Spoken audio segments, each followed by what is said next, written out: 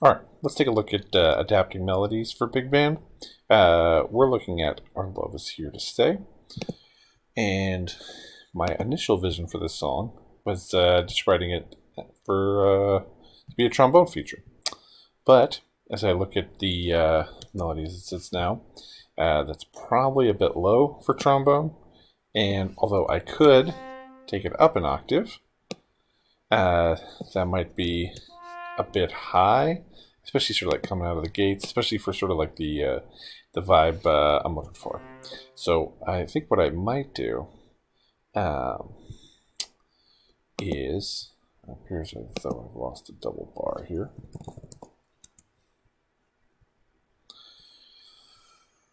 What I might do is I might actually give this to the saxophones, and then have the trombone come in with the pickups to the B section. Cool. Alright. So in this case, I'm just going to copy this into saxophones. But before I copy it into all the other parts, I'm going to make some sort of rhythmic adaptations here. Right? Things we might not like. Long notes are okay, but sometimes anticipating them sounds cooler.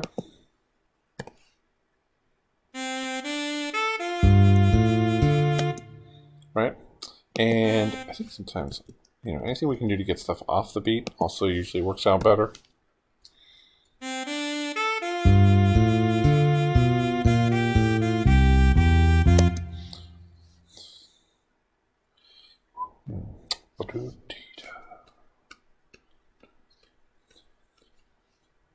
Yeah, I might also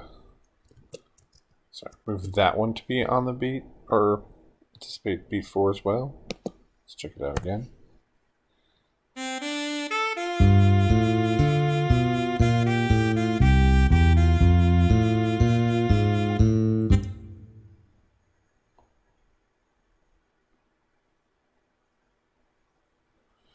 Yeah.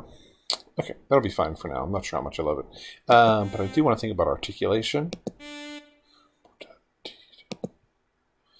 I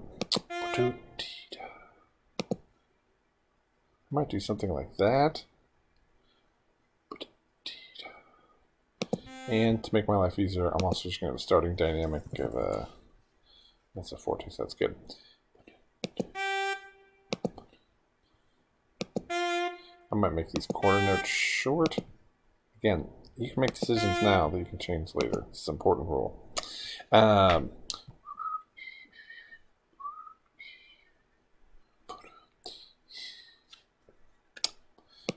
Again, I think I sort of like that.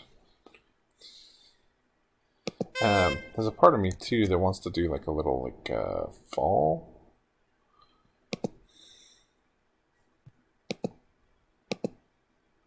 So I sort of want to see the options we have in here.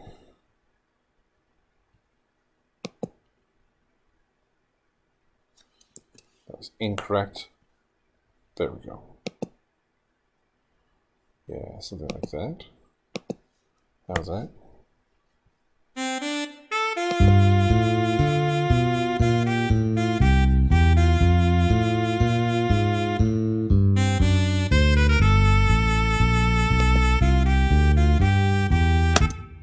Yep. At this point, let me make sure that set up swing and playback, because that will help a lot as well.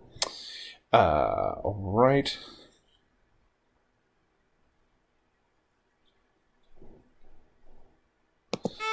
So I think one more time I'm going to do the same thing and anticipate on the end of 4.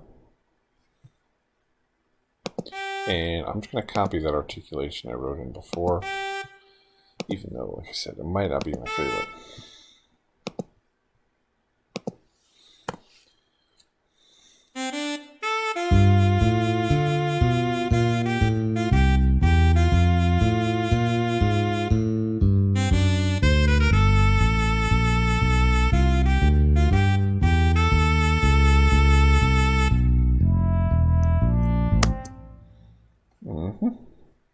All right, that's fine. So now, next stage, right? Who else would be playing this melody, right? We could come up with a band in a band idea where it's people from different sections, but in this case, I just sort of want something a little bit classic, so I really do just want to give it to all the saxophones.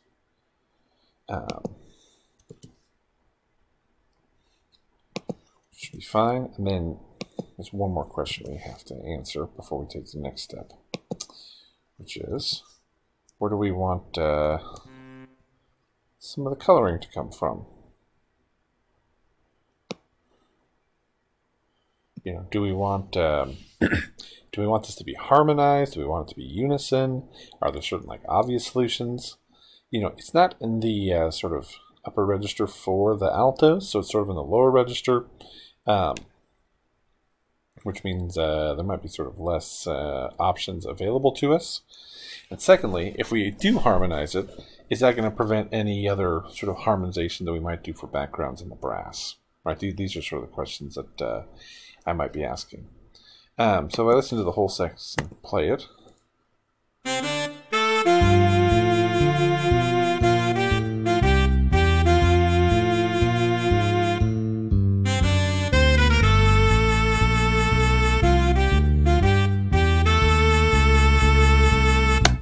Right. To me, I don't mind the unison in the first three measures, and it actually sort of makes me want to add some type of like brass hits in there. We might have talked about this before, like some type of punctuation.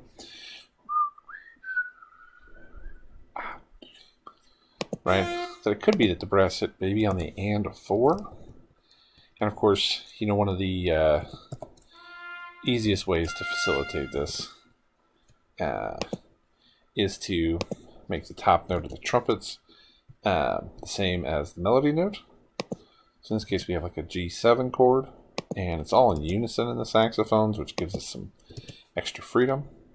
I might build this chord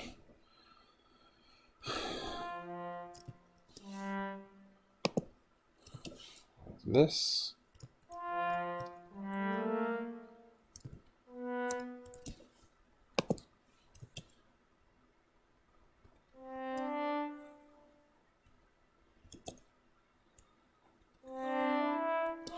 Or the trombones just have this G7 voicing, and then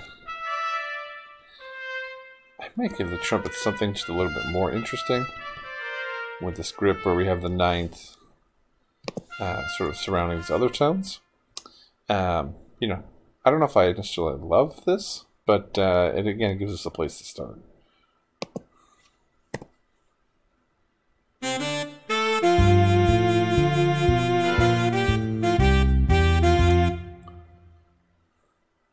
It's fine.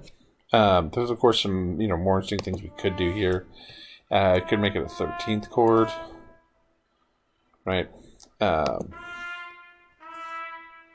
we could double the 13th in there, although that's probably not going to work great because we have an E and then we have an F up there, so we're going to have that flat 9 dynamic that it's not ideal. There's of course like some alterations we could do. We could also anticipate the G minor chord and make these B flats. There's a few different options, and this is where some experimentation on your end will get you whatever sound it is you hear in your ear. For our purposes, we're just going to move on.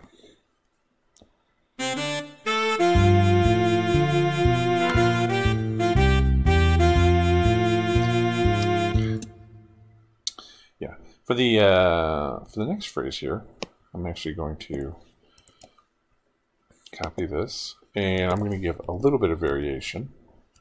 I'm still going to have the and of 4, but I think I'm also going to insert a note here. I'm going to give us a quarter note here.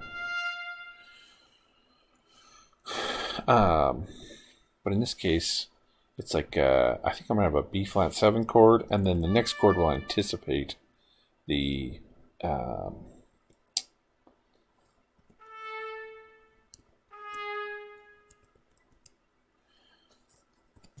the next chord will anticipate the A minor chord, I think. So when I'm spelling this B flat 7 chord, I might actually do an F minor triad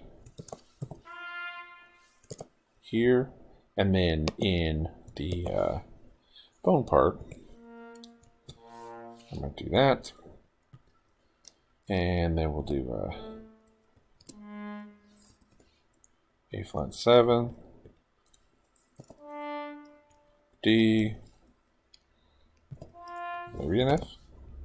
Right. And then for this chord,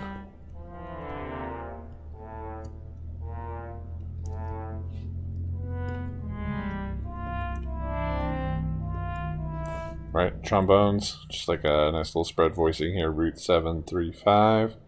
And then up here, I have to make a determination, what do I want the melodic line? Do I want it to ascend or descend?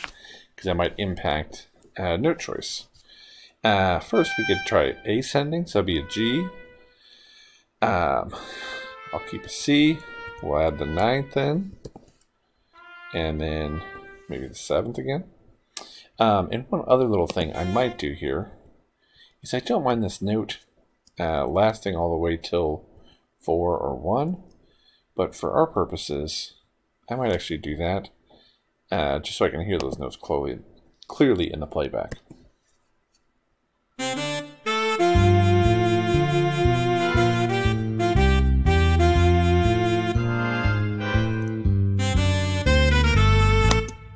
Right. I'm going to extend this note back out. I am going to give a dynamic here, which may or may not help the play along, but will help the players. And then I also want this note to be absurdly short. All right. We'll listen to that one more time.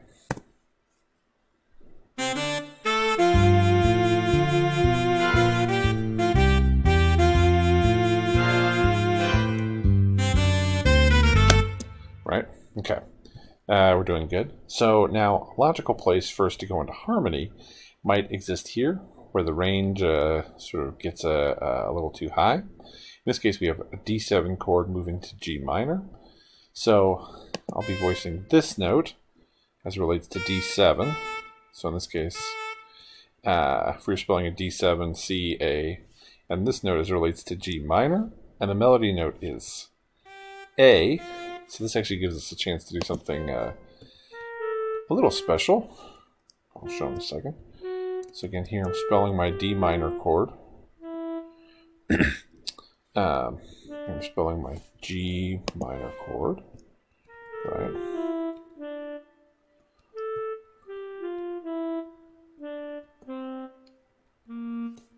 Right, and then here's this part lowered down an octave, but again, so we have A, F, D, B flat. That if we wanted to, we could actually give the buried G and have a rare 5-note saxophone chord here, which might work out pretty well. Let's just check that out.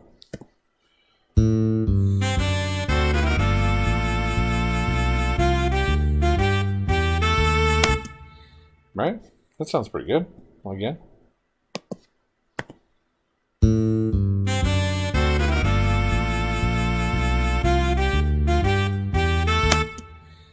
Right? And if I wanted to have something in there fill in the space, right?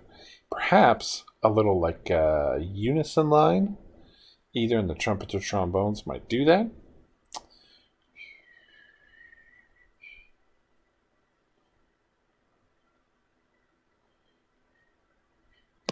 You know, maybe even something like something that starts.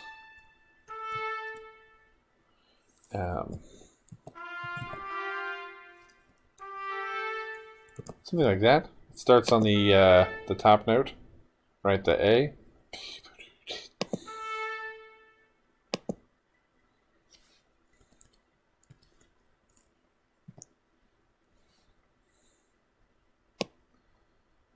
Again, you won't know if it works until you hear it.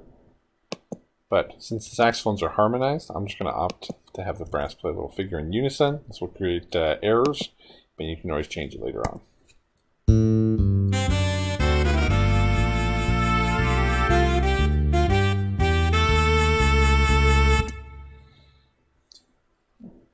It's alright. It sort of like bleeds into the next phrase, which I'm not sure I love, but...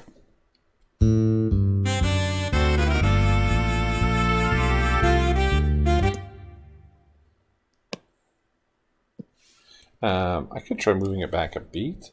It might feel strange, but we'll hear it.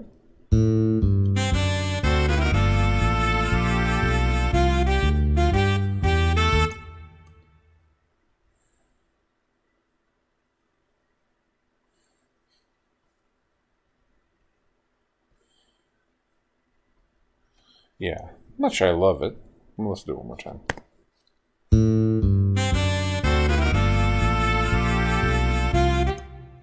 Yeah, there's a little part of me that thinks it might be okay if we just sort of double down here.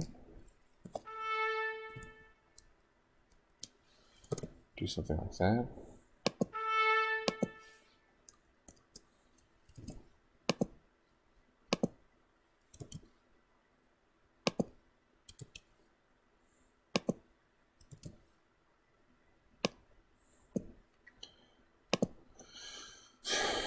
Again, I'm going to keep it unison.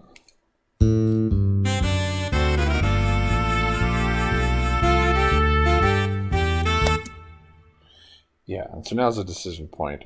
It's like we could harmonize it, right?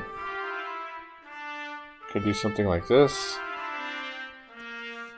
and keep the saxophones in unison.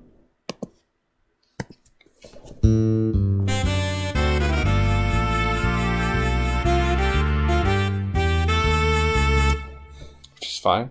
Or we could keep the trumpets in unison and then harmonize the saxophones. I think I'm going to opt for what I have now, even though I don't super love the range of this. We could always, this might be a little bit too bright for what I want, but check it out.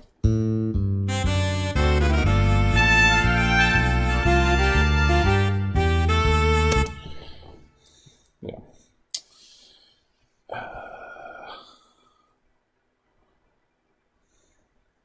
Yeah. I might rethink this G minor voicing, but for our purposes, we're going to move on. Finally, I do want to go back into harmony again for the last little bit here. Chord. But the chord is like pretty interesting because it's E flat 7 and D7, right? So the melody note would stay the same, but all these inner parts might actually change.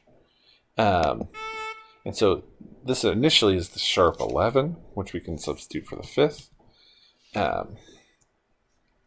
And because this might be doubled in Barry, I'm not going to worry about changing the Barry part for now. But since the chords do change, we will play a note twice. And I'm not going to change on the beat. I'm going to change off the beat because this is jazz and it'll just sound better. All right. So for this E flat 7 chord, I might opt to do a few big changes here, and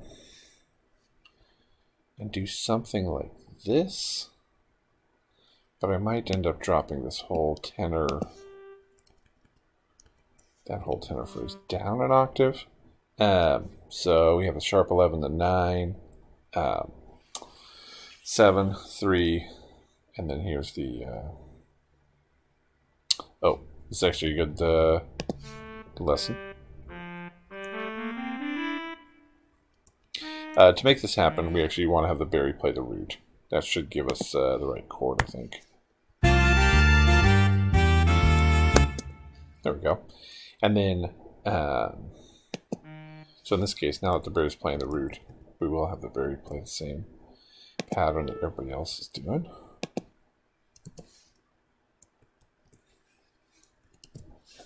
Right, which is so we'll give the Barry the root, and again, so now we have the 5th, so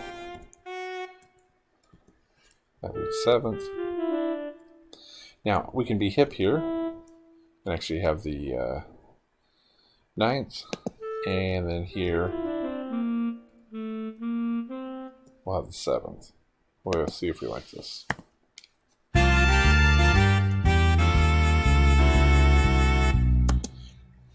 We're going to change this. We're going to put the 9th there. We're going to put the 7th there. And so we have better voice leading. We're going to put the 3rd there.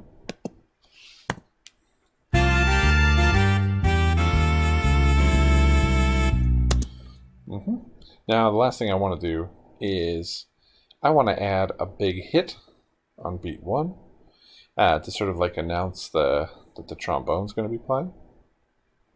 right? So we have E flat 7, D7, B minor to E flat 7, or to E7, sorry. So I want a big E, or B minor chord.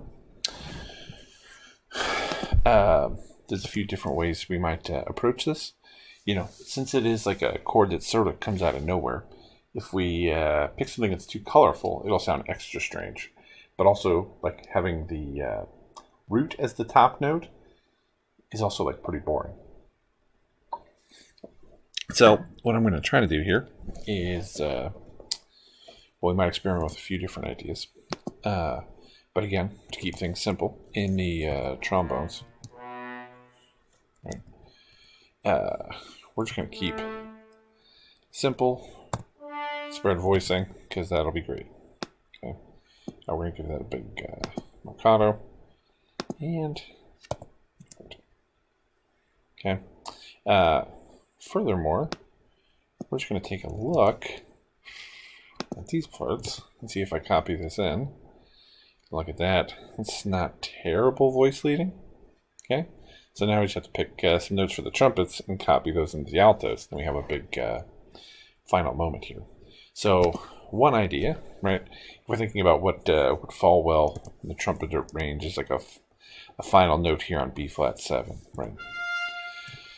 So F sharp for B minor 7 would be the 5th. That's in a pretty good place. The 7th could work. And then there's the 9th, which is like pretty up there. Again, just not really in context, I think, for what we want for this arrangement. So I might just see what happens with this note and then go from there. So we have the note F sharp. If we think F sharp over a B minor triad, there's a few upper structures that could work with, specifically like F sharp minor. So maybe we'll try that.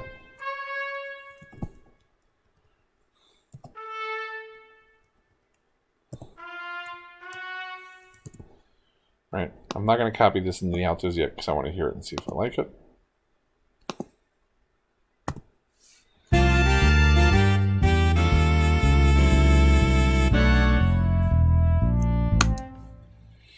Yeah, it's fine. Not my favorite thing.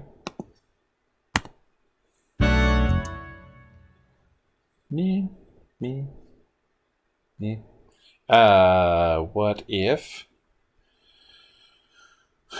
we could, let's see here, could turn it into a D major triad? I don't know if that's any better.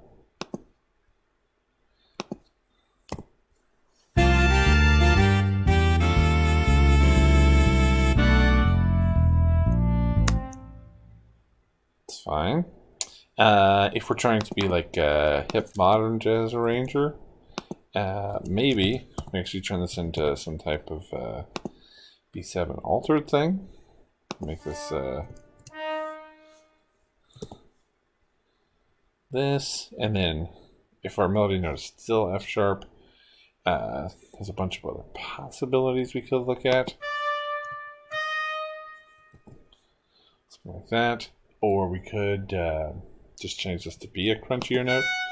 We could just change this to be the sharp 11. So in this case, it would be F. And again, we could just stick with like D minor triad over that. This will be like a little bit crunchy. Check this out.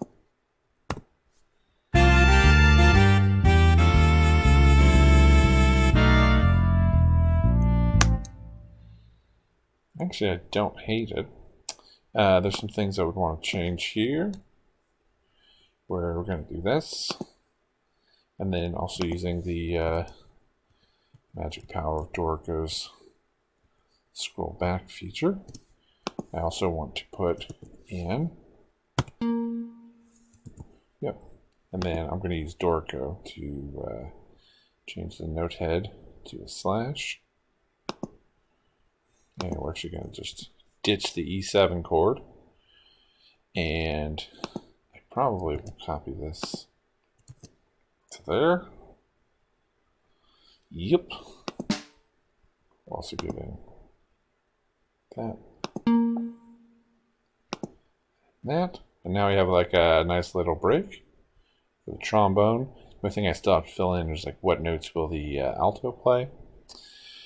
And, you know, my options would be either doubling those two or doubling these two. In this case, like I don't mind giving a little extra reinforcement for that sharp 9 that's in there. So I'll go back and play it.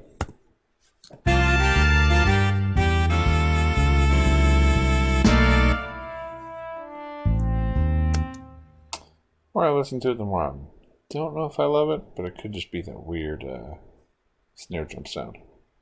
Anyways, okay, we're pretty close here. All right, for these first 8 bars. We've got some nice harmony happening, some nice unisons happening. I think everybody's happy. There's a few moments that, again, if I had more time, I'll probably go back and revisit, like this. I don't know how much I love this G minor chord here. I think actually I might do that and that. I'll create a little bit more playable line.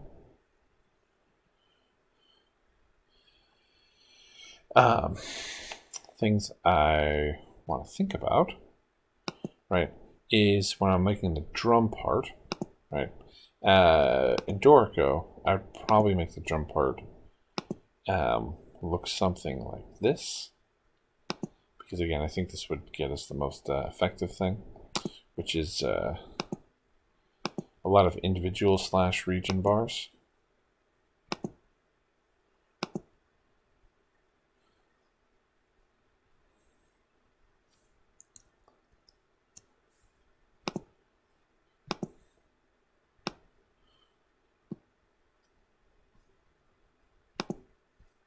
I'm going to use the bar repeat sign for these last 3 here because I just want the drummer playing time. The reason I didn't use that for these is because I do want to add in some cues.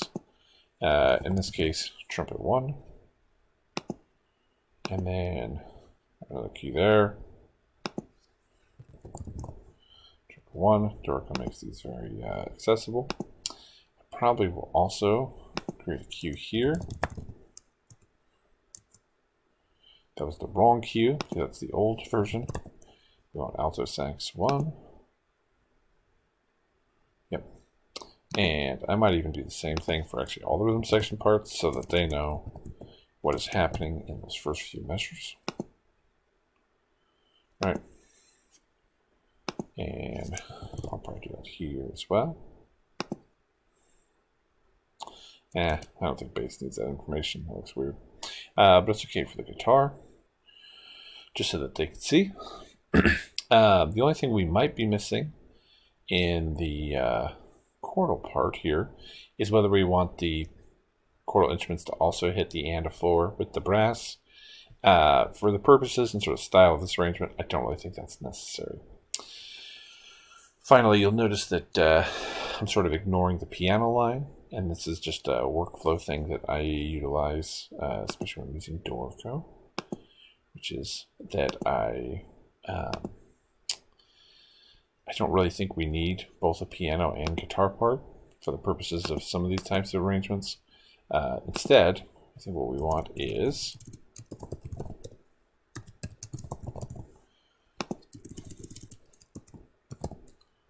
now, of course, there will be arrangements where you might have very specific visions for those parts in mind.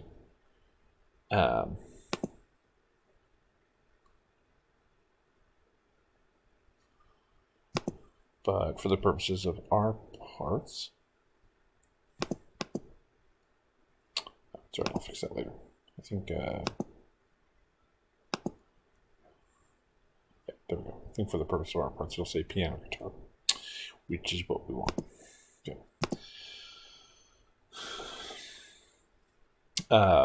Like I said, we could write those hits in there. We could also have it as cues, which maybe would be helpful.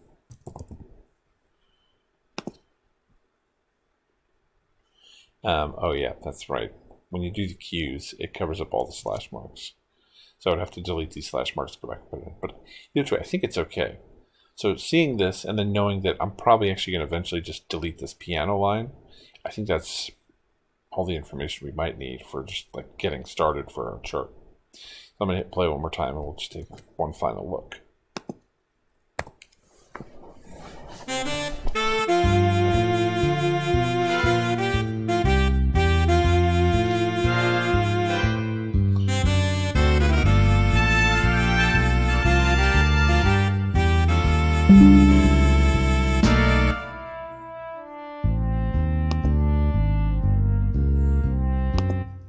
It's fine, except for that little alert. We'll listen one more time.